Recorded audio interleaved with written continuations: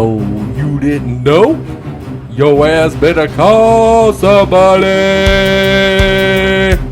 This podcast proudly presents to you the zero-time tag team champions of the world, the Road Dogg, JJ Brownlee, the Badass, JB Faulkner, Total Spotfest Live, with the ninth wonder of the world, Nick.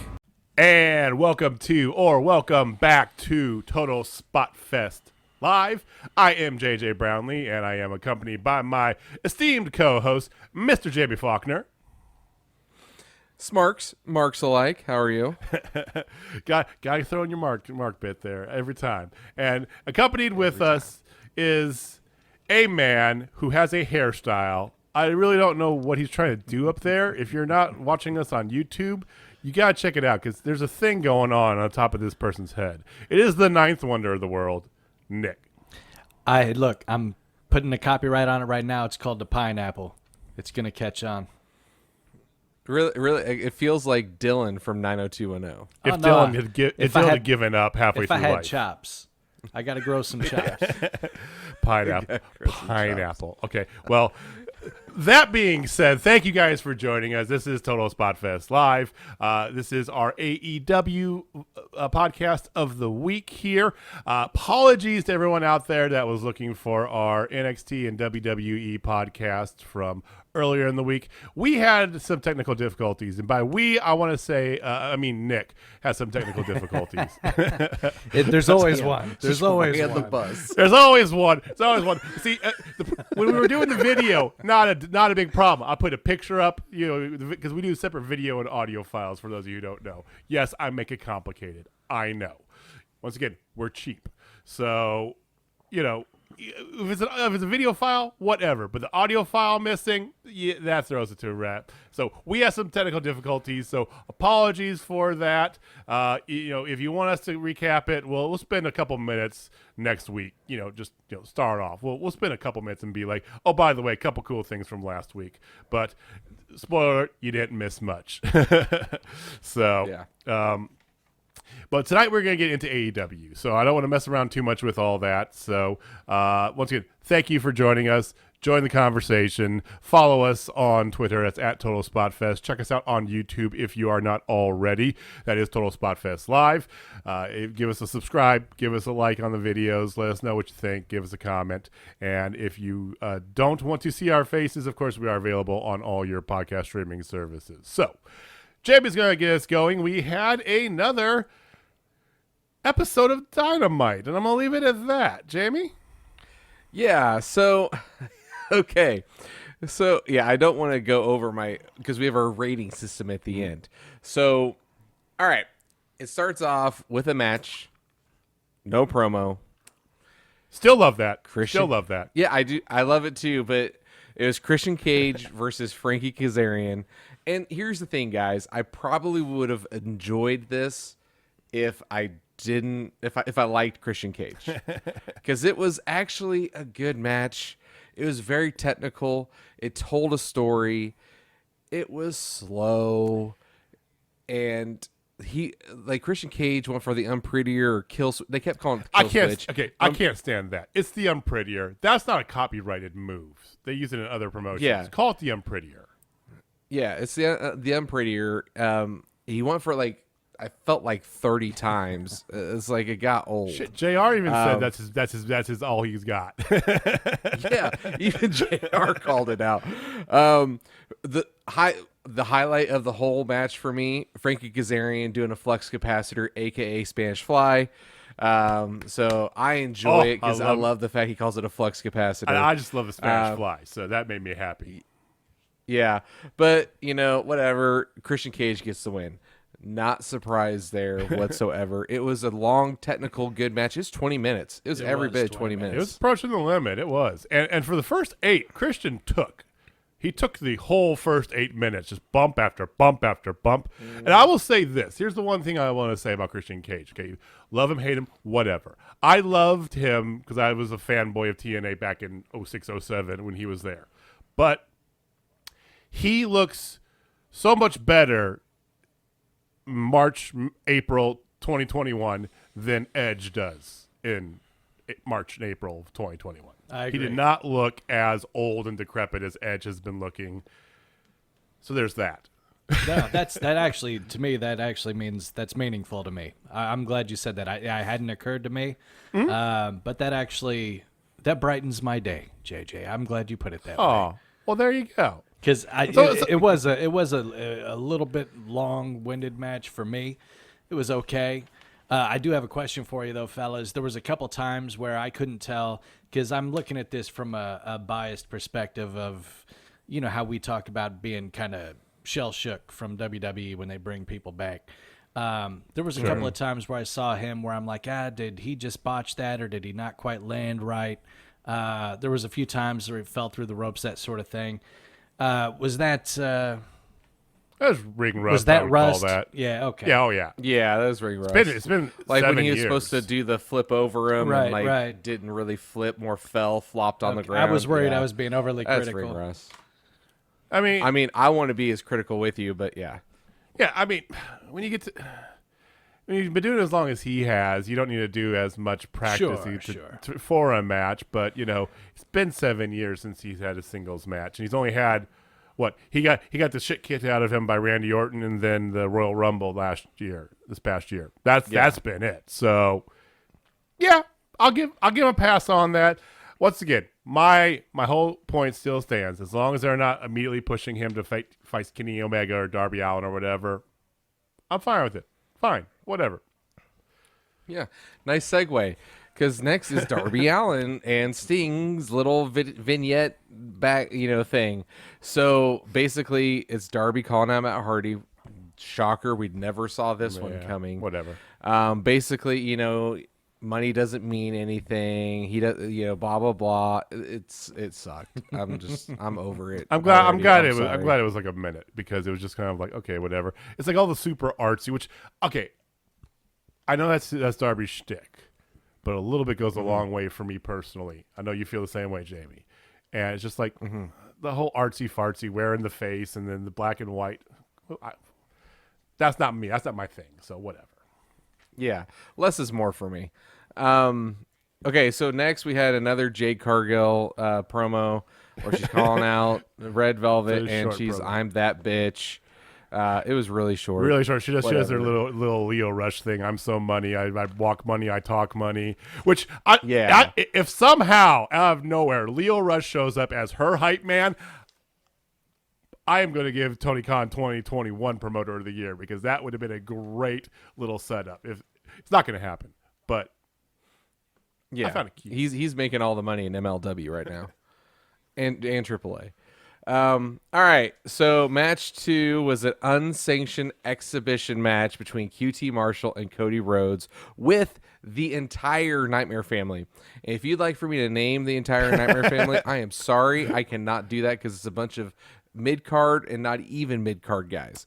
So, okay. Did it remind you? It reminded me of like NWO, like right around turn of the century, right, late '99, when they had like 78 members of NWO that came out to the ring, like Disco Inferno was in the NWO and all that. It felt like that. Is that a good summation there? Because it's like That's very accurate. Jesus.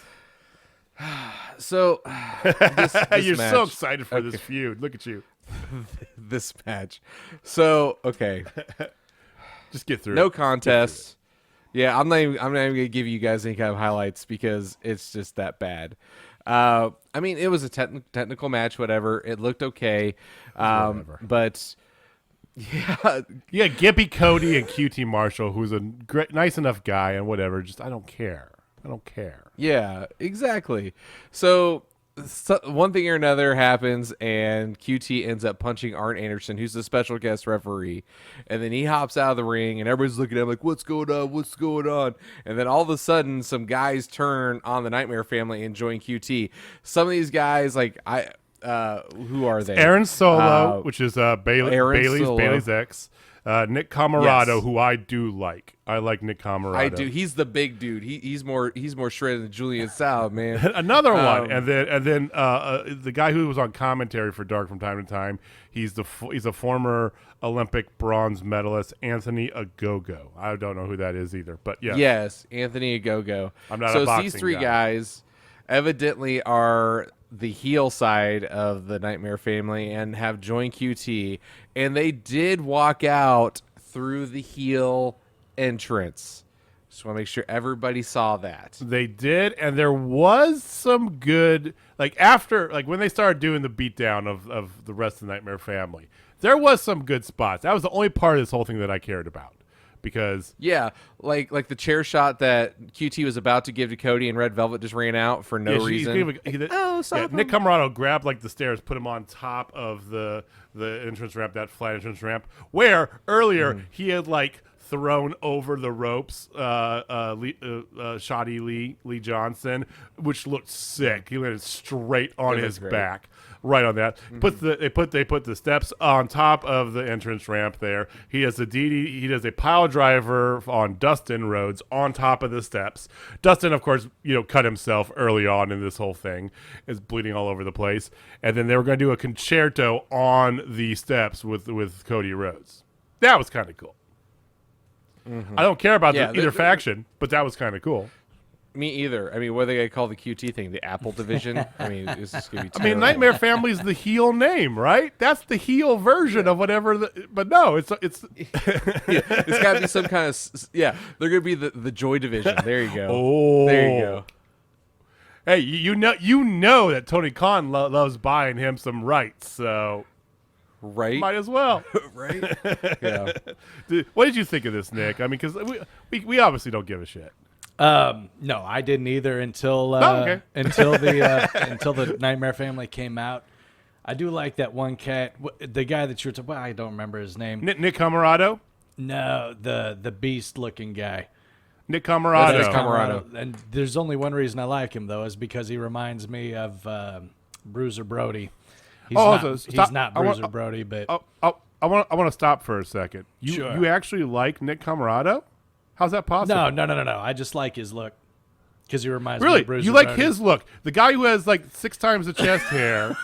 I know. Hey, you said that was the reason you don't like your arguments are just Swiss cheese over there, man. Nobody ever said I was consistent. Where's your so here's the thing, Nick. Jesus hold on. Christ. Okay, hold on. Time out. I'm gonna defend Nick's honor right now because guys who are genetically jacked and gargantuan can get away with some hair. Okay, sure. not the skinny little piece of shit that freaking Cameron Grimes is. Okay, comparatively, he's got twice the body, muscle to ratio that Grimes has. I'll give you that. I will give you. You can come out with George the Animal Steel. Your argument if you're wasn't jacked. that. I'll be fine with it. It's cool. All I'm saying is your argument was Same that thoughts. you didn't like him, and you said it was because of body hair. Yeah. So let's be a little precise. Next time. For the record, I mean, a guy I have no comes up credibility, 275. I have no consistency. I do have opinions. But I like it. You're consistently non-consistent. So There there's you that. go. Yep, there you go. yeah, Let's keep this going because we don't care about this. No, it sucks. yeah. All right, so we get Ethan Page and Scorpio Sky. They're upset they haven't been they've been pushed to the wayside and all this, and they're going to prove a point on prove a point on Monday when they take on the Seidel brothers, which I am actually looking forward to that Dark Elevation because they set up some good stuff. They've been for it. putting some good matches on Dark Elevation. I'm just telling you, people. It's making me want to watch it. It's you only know? like two. I mean, it's I like have 2 nothing better to hours. do You on can Monday skip nights. ahead. It's on YouTube. Check it out. Yeah. All right, then Red Velvet starts to cut a promo backstage and then gets assaulted by none other than Jade Cargill. Did she tell her who something? is Did she tell her something? That Oh, bitch. she told her that. Okay. Yeah. turning in- just in case y'all didn't know, she's that. She's bitch, turning guys. into one line McFly over here. You know what I mean? I'm tired of it. I'm tired of it. I'm done with it already. Really? See, I'm not. I'm I'm on not board mad with at it. Jade. I'm just I but don't care now because it's exactly what you said. It's a hammer looking for a nail to hit. It's just a one note thing. I mean, I'm not mad at it. I just, come on, give me a little variety. That's all I'm asking for. I'm with you. Fair. Moxley does a quick little promo. He's pissed off a bit, basically about everything, which is kind of what I got out of it. If you're gonna do a short, Pissed about Eddie Kingston. if you're gonna do a short, Pissed about the if you're gonna do a short promo, that's how you do it. So Yeah, it's like, I'm pissed. Okay, thanks. I guess that pisses me off too. He doesn't even know it pissed him off. It was great. yeah. Then he faces off against Cezar Bononi, which Cezar Bononi also had a great moment with Luchasaurus on being the elite. I don't know if you guys have watched that. It makes fun of their whole part in their match where they didn't know what to do. They were going up for high five and handshakes. Also, like, I don't know what to do. It was just a great call out. They made fun of it. Hey, but anyway, hey, Jamie, Cezar. go ahead. No, I'll get to you later. Go. No. I just want to say, since you mentioned it before you get into the match here about Cezar Bononi, shout out, give some love to him on Twitter if you don't follow him. If you haven't been following, his wife's been going. She got leukemia, and they're trying to get her sister his sister-in-law up from Brazil, but they were having trouble getting through to the U.S. consulate, and they finally they needed to do it by like the 1st, like by today. So yesterday they finally got the approval and everything. And his sister-in-law came down with COVID, so she's got to stay in Brazil But it sounds like she's going to be okay. They're going to do another round of chemo, and hopefully everything will be fine next month. But Cezar Bononi, no matter what you think of this match coming up here, give him some love on Twitter, because he's a genuinely a nice guy and he's going through a hard time. So yeah. So Bononi came out with a whole bunch of mid-card guys again. Like, it was just like the night of mid-card guys. So he came out with Nick Nemeth, the brother of Dolph Ziggler. the Hollywood hunk, Nick Nemeth. Yes, and then he came out with the fat guy. JD Drake. That's all. Yep, thank you. JD Drake. JD, I need to step away from the donuts like Jamie just has recently for the past 10 days. So, haven't had donut 10 days, boys. But anyway, for some other reason, wanting to picture, whatever. And the mid card boys tried to interfere, paradigm shift on Nick Nemeth, and he ended up actually getting Cezar Bononi with a sleeper hold or modified rear naked choke. So it wasn't the paradigm shift. You don't need your finisher to win a match. Exactly. Again, thank you, AEW. Puts him to sleep. I mean, this nice. was a decent enough, middle of the show match. Moxley, I think it speaks more. No offense to Cezar and his skills. He's still a little green. He's still getting he's not long in the business, but it just shows you that Moxley can take a guy who's not been long in the business and doesn't have whatever, and put on a match that looked a lot more competitive than it truly was. So it was fine. So after that match, we had another Team Taz promo where Taz is saying everything's great. Ricky interrupts him and goes over the top happy, particularly with last night's Dark, and Cage doesn't agree. But Taz tells him to cool it and assures him everything's fine. I'm already over this. It's like every Team Taz spot they do. The whole thing with, Sting and Darby, the breakup angle they're doing here, it just takes too damn long. It's the slowest burn. We know it's just do it. Just freaking do it. Have them go. Like the QT Marshall one and this, these are way too long of burns. You could have them do it, and then you have them have an epic match on Dynamite, then have them keep fighting each other on Dark every week. Sure, just do something. Good God. Yeah. So luckily, right after this, we had a great scene, and this is where I felt that's where the night turned. Dynamite started going up, yeah, for sure, because it started getting banger alert afterwards. So we had the Pinnacle. MJF reveals that they have a new stylist coming into a new interior decorator, and as he goes, to open the door, the inner circle is waiting for him in the bathroom. In the bathroom, and that was in the bathroom was Proud and Powerful, Sammy, and Jericho. They're like, "Oh, we gotta get out of here, guys. We gotta get out of here." So MJF runs to the main entrance, and Jake Hager's right there, and then a brawl ensues, and it was a brawl. It was a Spotfest brawl, that's for sure. I'm Spotfest giving it brawl a 4 for out of sure. 5 on that brawl. Yeah, Sammy takes out Spears, and he slams his head in the door, which I thought was It was great. glorious. They Cash they put into a ice bath. They beat the hell out of poor Tully Blanchard, which I thought was great. And then they busted open Dax. Like Dax was bleeding pretty damn bad. And then of course MJF got a swirly from Jericho. Almost got us where there was no flush. Almost no I was flush. like, flush That's true. it. Flush it. Almost got a swirly. Dude, I did Crystal. love that So- when they went running in there immediately, and you're talking about Tully, and that poor guy, he was just sitting on the couch and he just kind of raised his arms, and then you just saw him get wailed on. And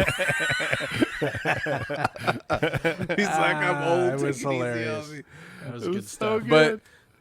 But the payoff for this is the Inner Circle got their locker room back, and this is when everything started going, because right after this was another good one, because it was Marvez interviewing the Young Bucks, and Don Callis comes up. God, And I love got Don Callis to on the mic. say, I do. This Don Callis promo might have been his best I've ever seen him do on Dynamite. I've seen him do some good ones, but he's just talking about how Kenny loved Matt and he turned his back on him. And then, basically just goading Matt and calling him a bitch, basically. And Matt's just, whatever. Then he slaps Matt. Matt grabs Callis and he looks like he's about to hit him and just lets him go. And then it's like, that's all you got? That's all you got to say? I was like, you make me sick, and just walked off. I'm like, It was perfect. It was great. I wrote down before he got slapped by Matt. He said to him, quote, I went back and watched it twice so I could get the quote right. Are you so dead inside that you don't feel anything for the people you love who love you? Ooh, just stick it and turn. It's God. Callis is right in Callis there. is so good. Right in there. Ooh, it was good. It was good. Nick, did you like it? I did. Don Callis he reminds me of honestly what I really love about it. He makes a liar out of me, because I will talk about how all I want to. Hard. I know, but he does it well, because I will go on my tangents about how much I just want to watch some good wrestling, but then you've got your guys like Don Callis and Chris Jericho and MJF that can just rock the mic like nobody's business, to where you don't really care if they wrestle or not. You just want to hear them talk, which is totally antithetical to what I usually say is my thing. So I love Don Callis. That's a fantastic point, Nick, because I think one of the thing is we dog a lot on SmackDown and Raw, deservedly so. Mm-hmm. I think the reason being, especially now in the past several months, that AEW's found their rhythm, right, with matches and promos and doing it in. It took them a while to get the promo level up, because at the beginning it was just match. That's whatever. It's a bunch of wrestlers doing a show. They want to just have spot fests all over the place. But the promos that they have are so much better. Like the worst promo on this show would have been probably the number one or number two promo on a SmackDown or a Raw show. Oh yeah, for sure. Like Jade Cargill's little 20-second "I'm that bitch" promo is like standard par for the course, but for 2 minutes on Raw or SmackDown. Whereas you just have that level of goodness here, and you have the people. I mean, this is a company full of people that are good on the mic, and you add people like Don Callis to that, who just gets the rich get richer. And so I think that their promo work is. The wrestling's better, I know, personally, I believe that, but their promo work has just gotten so good. I'm with you there. Yeah, totally agree. So after a great promo, we deserve a great match. Agreed. Yeah, let's do it. You know what would make a great match if I saw some Mexican wrestling. Nothing like a little lucha Lucha libre, libre. huh? So we got the Lucha Bros and Laredo Kid, who I'm becoming a gargantuan fan of Laredo Kid, versus Kenny Omega and the Good Brothers. You would expect, for me, I'm expecting the Good Brothers and Kenny Omega to win because if you've been watching Being the Elite, no one's been catching a kiss on there, so good things should happen. They've been winning when he doesn't catch a kiss. And that's Luke Gallows, by the way. Anyway, so they cut some quick promos. The Penta Says, which is a new shirt, which I am seriously thinking about buying. I'm thinking about buying it too, not lying. Even though it's another black wrestling shirt, it's I know, great. just add it to the collection. I know. Penta Says this and this, and then so the way it opened up Woo! was amazing. So good. The Lucha Bros and Laredo Kid come first, then Kenny Omega and the Good Brothers come out. Well, the Lucha Bros and Laredo Kid waste no time. Laredo Kid does a jump, a splash. I wouldn't call it a splash. It's more of that like flipping taun or whatever. Like one, something. like a full rope, full flip. Yeah, Full like flip. he landed on his butt on him, like he's going for a Hurricane Rana. But he hits him, knocks him down. They get Kenny in the ring all by themselves. Oh, and then they did around the world with him a little bit, and then they were gonna do the 1, 2, 3, and they were gonna all do it. Well, then they end up kicking the Good Brothers, and then Kenny tried to do a move, and then all three of them super kicked Kenny right in the face all at the same time. It was a super kick fiesta. Yes, and I was there for it. It was great. Lots of great moves, like total spot fest. Laredo Kid did moonsaults from the bottom rope, middle rope, top rope, whatever. He's doing moonsaults. All sorts of good stuff. Honestly, 90% of the offense was the Lucha Bros and Laredo Kid. Mm-hmm. But towards the end, Kenny hits a V trigger and then on the way On Laredo. On Laredo, I'm sorry, and then a Phoenix a splash, and it's over. Yep. Boom, boom, boom. And pretty much all the offense from the Bullet Club side was Kenny Omega. Yeah, Pretty it much. really was. Which I'm fine, cool. But Yeah. So the winners were Omega and the Good Brothers, but yeah, like you said, it's any kind of offense came from Omega. So again, it made Omega still keeps Omega looking strong. Good Brothers were just there, kind of. It was weird. It was weird. Really understand. But then right after that, Moxley slowly saunters down to the rope with a confused look on his face, like he doesn't know if he farted or shit his pants. That's kind of the face he made. You know what I mean? I know you know what I mean. So he comes out, and then next thing you know, the Young Bucks come out, and he looks at him, doesn't know what he wants to do, and then they all three attack the ring at the same time, clear the ring, no one touches anybody, which I think is very important. I'm going to say that to be very, very important. Okay. Why you say that? Because they have a match, they set up a match next week with all six of them, and another trios match. I really feel like with Don Callis goading Matt and everything, that the Bucks are going to join the Bullet Club. They're going to double back. Okay. Yes, it makes sense. Okay. Right? I don't feel that's my call. I'm calling it out. I could ask Megan; she would probably know better than I would. Yes, she all of would. us, but. Yeah, But, she, we'll go whatever with she says is going to happen. We know that already. Nostradamus you got over there in your Better start house. calling her the Oracle. I know, right? Oracle, yeah. I think here's my prediction for Matt. Especially when I saw that promo, and I didn't even think about that, but that's a very good point about them not even touching it. I didn't even think about that. I think Matt's gonna and Nick's just gonna go along with him. But I think he's just gonna flat out snap. You're following New Japan and the Bullet Club. Did you follow the Bullet Club in Ring of Honor at all? Not much. Okay. Would you remember when they kicked out or they wrote out Adam Cole when he was leaving? Mm-hmm. Yeah, same thing they did to AJ Styles. For those who don't know, basically it's like a gang. You get beat in, beat out. Beat him out So when they did that, I remember seeing that because I was actually on a Ring of Honor show when they did that. AJ's was on a New Japan show, but it's actually on a Ring of Honor show, being announced by Excalibur. Go figure. But they just literally came out, and I think Adam Cole had a match against Jay Lethal, something like that. It's like a 3, whatever it was. So they came out, interfered in the match, and then just proceeded to super kick literally everybody. Excalibur got super kicked. Everybody around Taylor Hendricks got super kicked. They just went ape shit and just super kicked. If you were in the arena, you got super kicked, and then they were on the commentary, and they were just losing their minds, like doing a mock Excalibur, and they were just going crazy.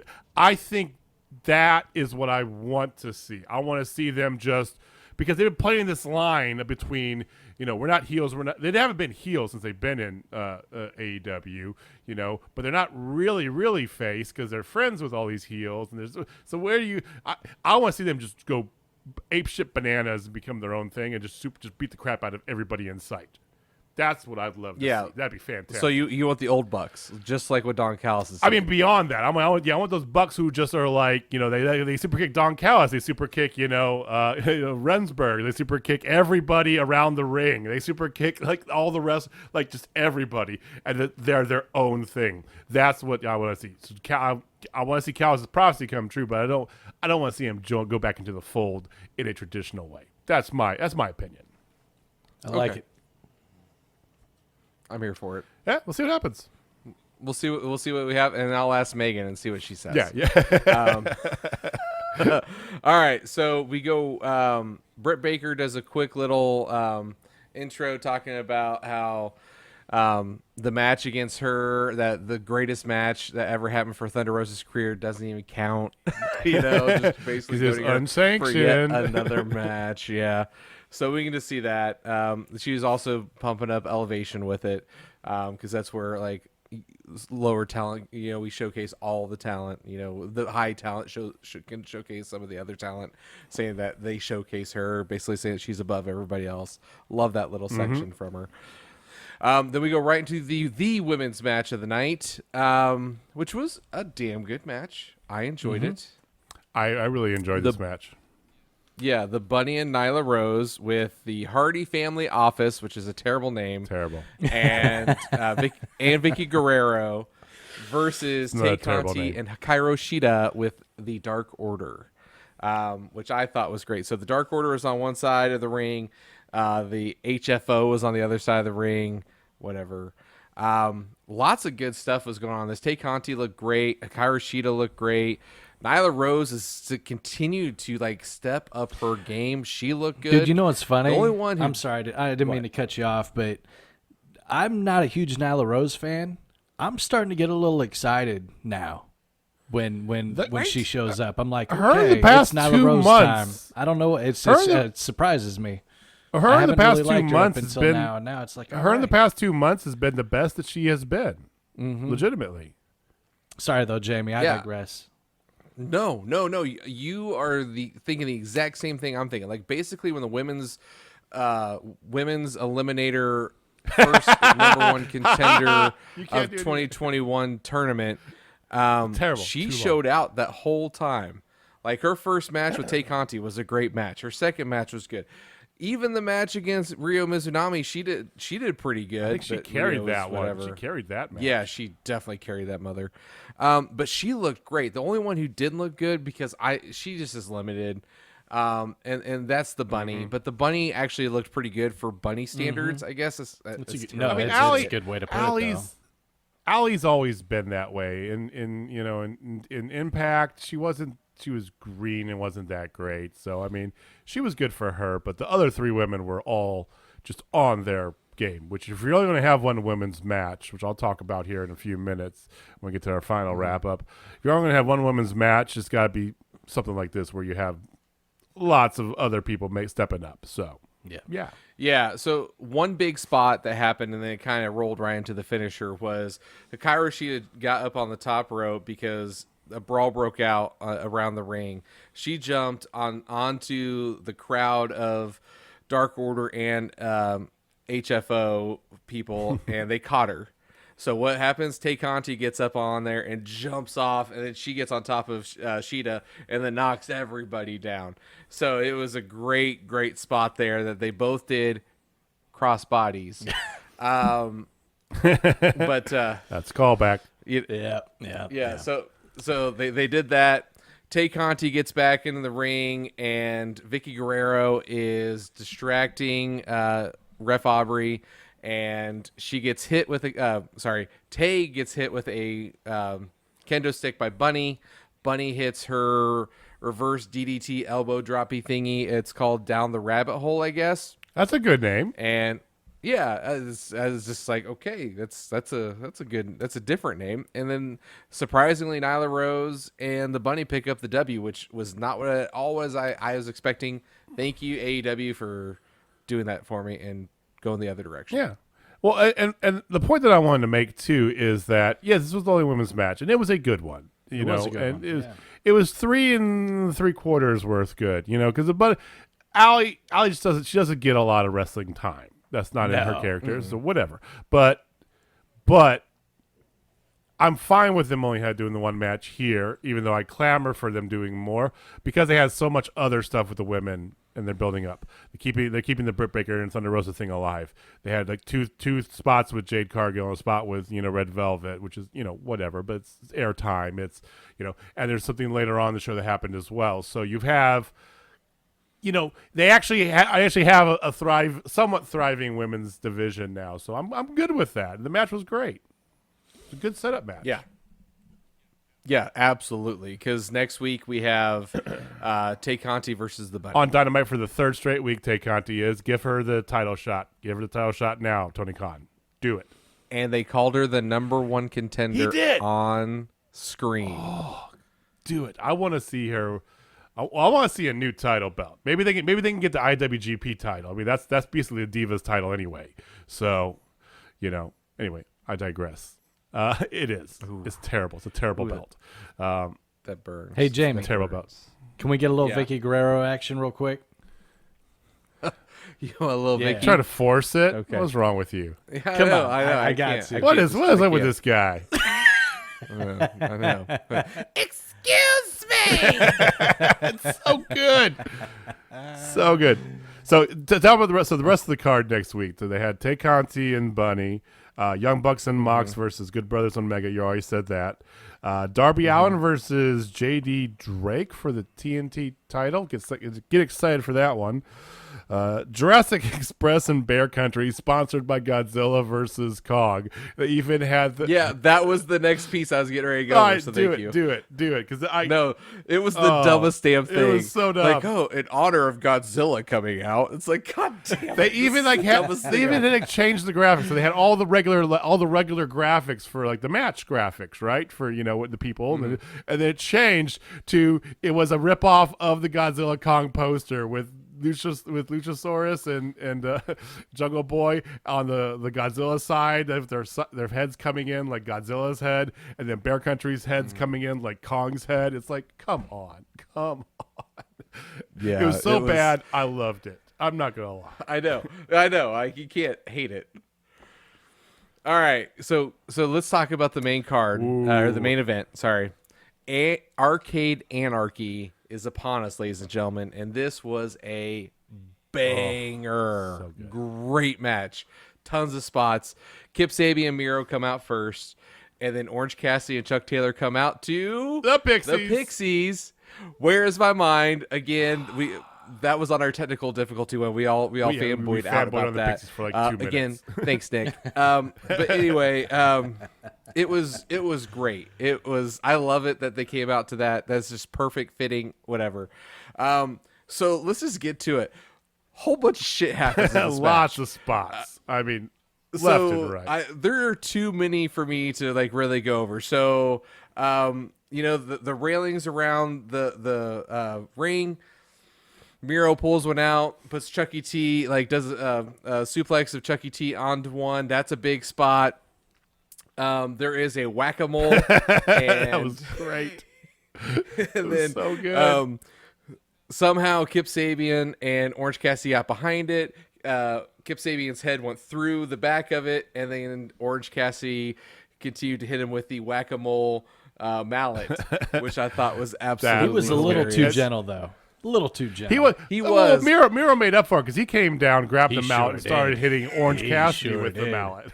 Yeah, he beat him like he owed him money, dude. And Dude, and okay, let's talk about the prize wall before you get too far into it. So off to the side, Yes. they have you go to the arcade and you turn your tickets in and get like 10,000 tickets for an eraser or whatever stupid shit, from like Chuck E. Cheese or Dave and Buster's, They had one of those up, but they had wrestling specific. So it's like 10,000 tickets for like a folding chair. There's like I think a barbed wire, a kendo stick, and a trash can lid, and a stuffed teddy bear.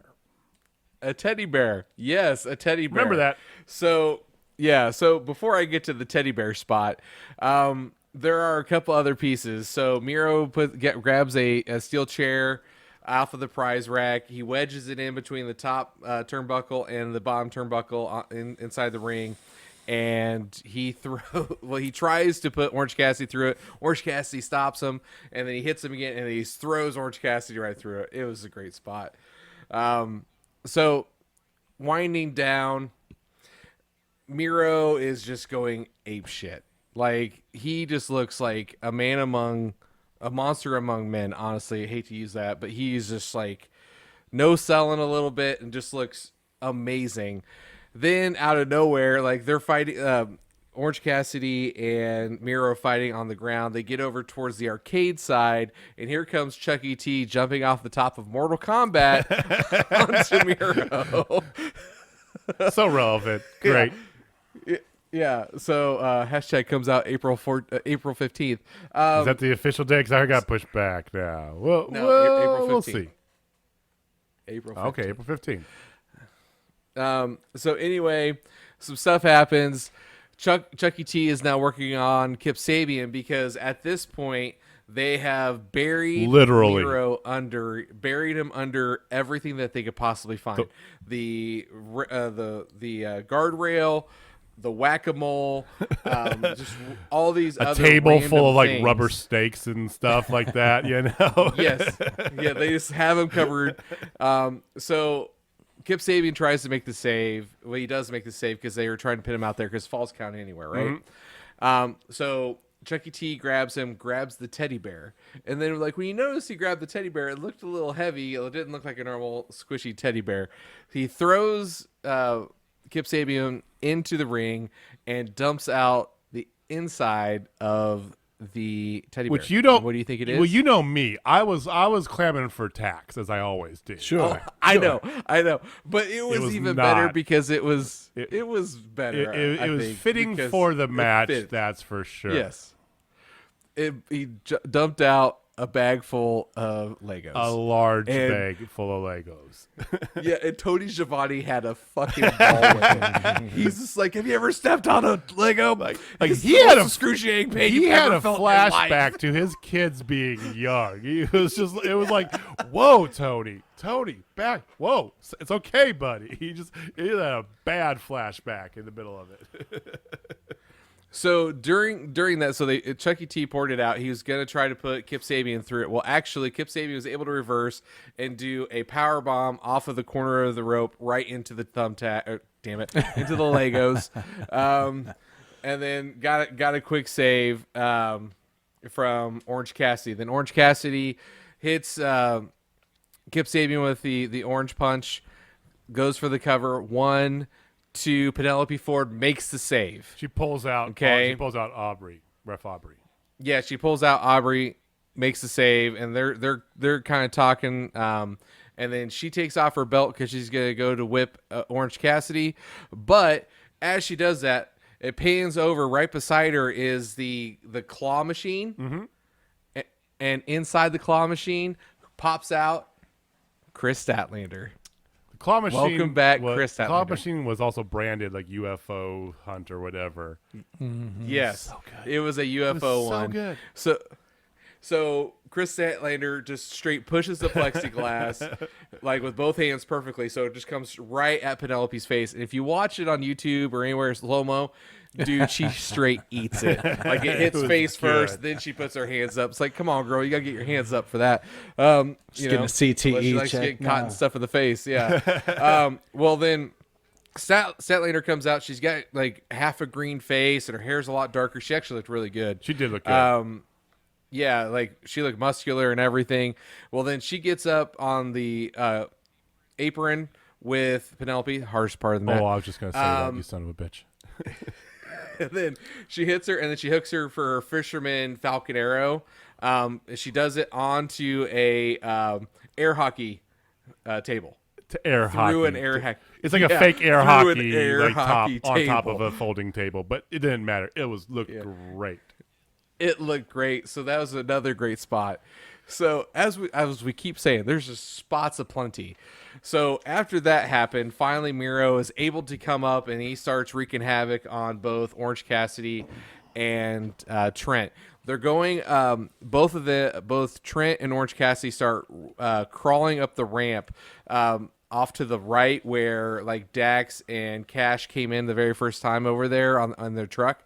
So they start walking up there and you kind of notice like two little lights, but you're like, okay, whatever. Well, then Miro just keeps going. And the car gets, whatever those lights just keep getting closer. I knew what this was as soon as I saw those lights getting I knew closer. as soon as I saw it too. As soon as I saw the lights too. It's Sue. Trent comes out. Yeah, it was so good. Sue gives Trent a kiss on the cheek, and then there goes Trent, man. He gets in there and just gets after it. Two It was so returns good to in see one him. match. Hello. Yeah. So at that point, Miro set up a table because he's going to put somebody through a table because, he's just unstoppable at this point. And, like, he starts getting on to everybody, but then they work together and they do a tilt-a-whirl type thing with punches where they're all hitting Miro. Miro's able to find somebody to fight back and get Orange Cassidy mainly, and then Trent was off to the side, and then Trent comes back, hits a spear, and puts Miro through a table. So that was a really cool spot. And then right after that was the finish. The finish I thought was really good too. So Chuck hits what happened was Kip Sabian's up on the top on the ramp. Chuck gets up there with him, hits him, and gets a running power slam onto a black box, which is a whole bunch of tables set Like up. 6 tables piled up. 6 tables. 2 by 2 Yeah. or 3 by 2.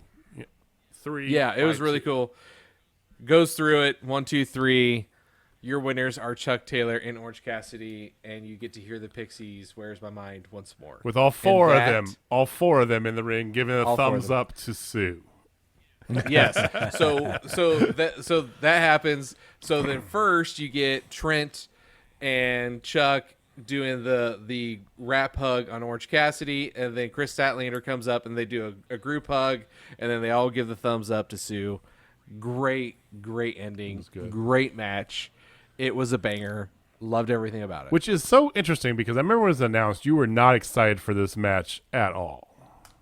Yeah, they surprised the shit out of me. I mean, I was kind of like, well, at least we'll be done with it after this match. It's whatever. But man, this match was so much better than I could have hoped for. It was great. And I don't think we're done with it now because Trent's back. Right. That's the thing. But I want to see. I get that, but it's time for Miro to. He's so dominant in this head to head. He's got to move him somewhere else. There's got to be another storyline somewhere for him. But whatever. This was great. Yeah, enjoyed the shit out of it. So what did that do for the? Nick? Oh, go ahead. Nick, you have anything on that? I didn't know what to expect. What we got, I did not see coming. I did expect it to be good, but I'm very biased pro Miro. He's got so much good stuff in the bank with me that he would have to really suck for a long time consistently before I even started souring on him. So I expected it to be a banger.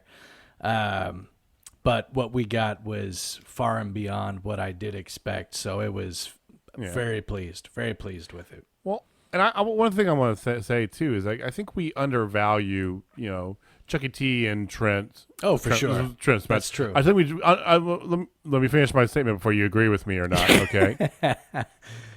Seriously, I take it back. No, I think we undervalue the two of them's quality in these gimmicky matches, because every gimmicky match they've done has been outstanding. One of my favorite matches for last year was that parking lot brawl match they had with Proud and With them and Powerful. Santana Ortiz. And Yes. every sort of thing that they have with weapons involved or anything, they always step up to the plate and just supersede kind of the perceived notions of where they are as a tag team as a whole. When you get into any sort of gimmicky stuff, they're just like, boom, they're up there. So it's weird that it still surprises us that it was this good, because we shouldn't be, because every gimmicky match has been lights out that they've done. So Right. It's true. just kudos to them. It just speaks volumes about their abilities. Absolutely. So let's do rankings. Where is this rank for you then, Jamie? Spotfest. Going for Spotfest. Okay. I'm going to go with Squash Fest. Good old 3 out of 5 there, because the first half was slow goings and the matches were not that great. The last 3 was great. So, yeah, great with meh levels out to middle of the road for me. Nick? It's tough, man. It's a coin toss. I would have to go Squash Fest as well. The only thing that would kick it up to Spot Fest is the dopamine drip you get from the last half of the show. You come off of that energized and you're like, oh man, that was great. But then when you do go back and you look at the first half, it's kind of brings you back down a little bit. Yeah, So- well, and that's the thing. They like, could the have first half was reordered. just, They could have reordered some of those matches. They could have moved like the women's match, maybe you put that second, and then you could have shuffle some stuff around. So you had decent start, banger, slow, banger. You could have mixed it up a little bit more to build. and that was the thing for me. That's the reason I got the 4 is honestly because it didn't do that, because it kept me on a high at the end. The beginning was okay, I get it, and then it's banger. Okay. It's like okay, you got me, you win. Because sometimes we have that where they go banger slow, or banger slow. Banger-ish, because I'm during the slow, I can't give it everything, and then you kind of do. I kind of like that where it's slow in the beginning and just ends on a high note. I prefer that style of booking. So thank you, Tony Khan. Okay, I mean, traditionally, you want to have a crescendo. Is the way they try to book shows. Is like the old tried and true method. You start with like here, and then you build up, and then at the end you end up here. There's no like jerkiness to it. The whole Monday Night Wars thing threw a wrench in that traditional model, but a lot of programs still kind of go on that mindset. This definitely followed that path, even though I don't think the first match was the slowest of the night. Anyway, that's why we have opinions. Everybody can have their own ranking. So let us know what you guys thought of the ranking. Comment down below if you're watching us on YouTube, or tweet us if you're listening at Total Spot Fest. Let us know. Was this a Spot Fest? Was this a Squash Fest? Was it more or less? Did it become a total Spot Fest for you because of that last match? I mean, that last match though. Let's be honest. Woo! All right. Well, that's AEW for us. So we've got some interesting things coming up here. So next week will be back to our regular schedule, God willing. Nick, God willing. So we'll be back on Tuesday with our WWE catch up. It's all the go homes, go home city for TakeOver and Mania, the whole 9 yards. AEW again next Thursday, as always. With all the changes going on, if you haven't heard, welcome to wrestling, but Impact is moving to Thursday nights, NXT is moving to Tuesday nights, and we're reevaluating which shows we cover. So we recently asked on Twitter, if you follow us on Twitter, you chime in. I think the poll is still open if you're listening to this. Yep. So we did ask on Twitter what you, our listeners and our followers, what do you guys want us to talk about more?